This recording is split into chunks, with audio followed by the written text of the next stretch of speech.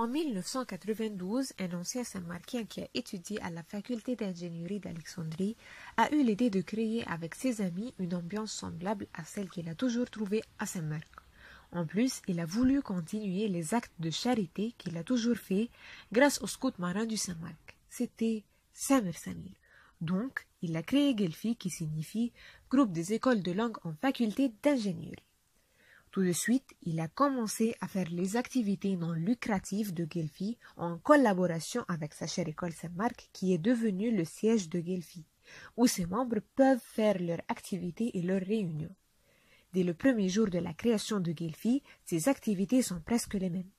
Elles s'agissent d'environ 6 journées, un festival pour les hospices et finalement 2 camps. Autrefois, il y avait un camp pour les personnes âgées dans lequel les membres de Guelfi les aident et les divertissent. Mais malheureusement, ils ont cessé de l'organiser depuis longtemps. Aussi, il y avait un camp de travail où ils choisissaient par exemple une école de banlieue pour la restaurer et l'embellir.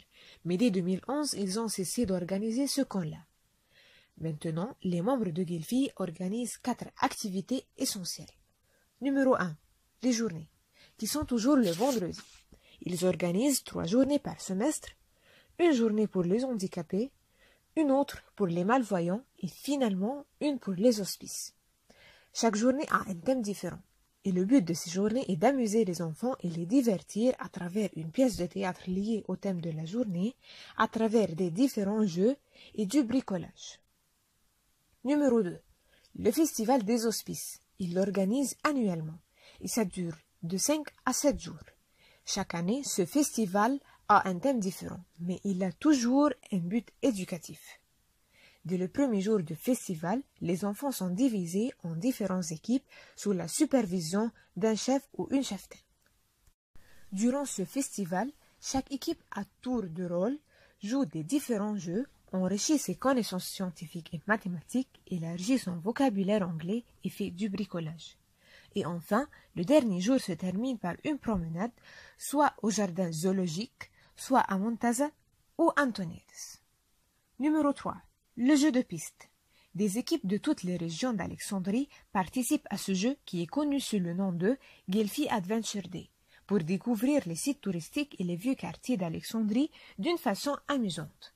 Les membres de Guelfi l'organisent une fois par an afin de profiter des cotisations pour augmenter le financement du camp d'été. Numéro 4. Le camp.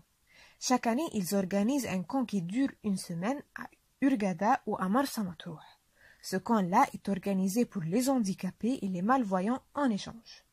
Ce camp a pour but de faire sentir aux enfants qu'ils peuvent s'éloigner de leurs parents sans avoir beaucoup de difficultés, permettre aux enfants de devenir autonomes, renforcer leur confiance en eux-mêmes, leur donner la chance de vivre dans une atmosphère amicale et différente, permettre aux chefs et aux cheftaines de découvrir les talents cachés des enfants en leur faisant des activités créatives.